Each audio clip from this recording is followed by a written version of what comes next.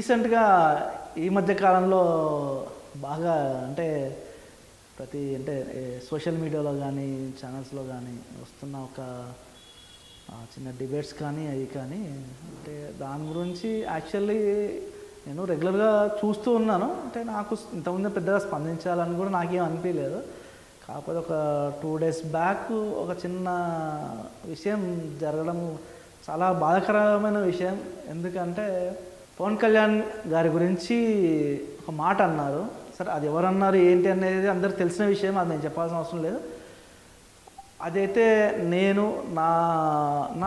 అంటే నా మనస్ఫూర్తిగా అది కరెక్ట్ కాదని నేను అంటున్నాను. అంటే అలాంటి వర్డ్ ఉపయోగించడం అనేది 100% రాంగ్. ఎందుకంటే ఏదన్నా ఉంటే ఇదంతా మాట్లాడుకోవచ్చు. సరే, ఆయనను అడిగినందుకు ఆయన ఏదో స్పందించారు, ఓకే, సరే ఆయన్ని అడగవచ్చు. ఎందుకంటే ఆయన ఉన్న బిజీ స్కెడ్యూల్ ఉండొచ్చు, సరే ఉన్న పొలిటికల్ ఇదిలో దాంట్లో ఆయన చాలా బిజీగా ఉండి ఆయన స్పందించకూడదు అనేది మనకు తెలియదు.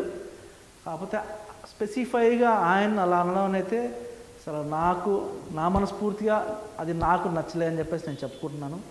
ఎందుకంటే ఒక మనిషిని ప్రత్యేకంగా మనం టార్గెట్ చేసి అలా అనడం అనేది అది ఎంతవరకు కరెక్ట్ అని నాకు తెలియదు.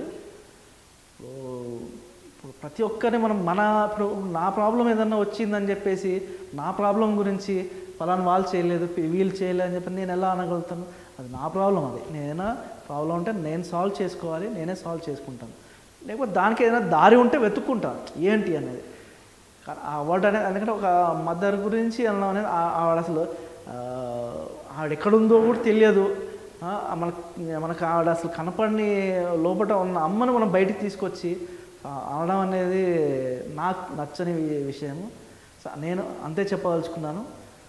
ఇది ఇంతనే క్లోజ్ చేస్తే చాలా బాగుంటుందని నా ఒపీనియన్.